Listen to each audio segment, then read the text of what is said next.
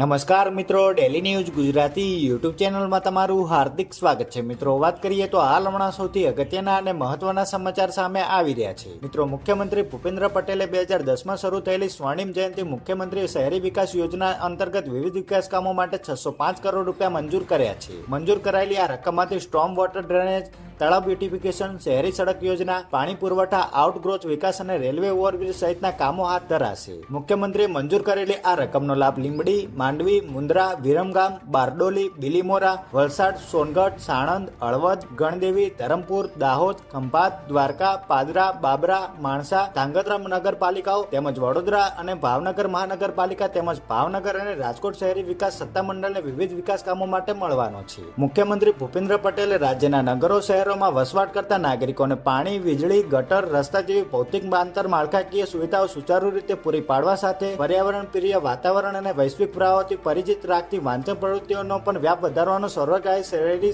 જનજીવન સુખાકારીનો અભિગમ અપનાવ્યો છે।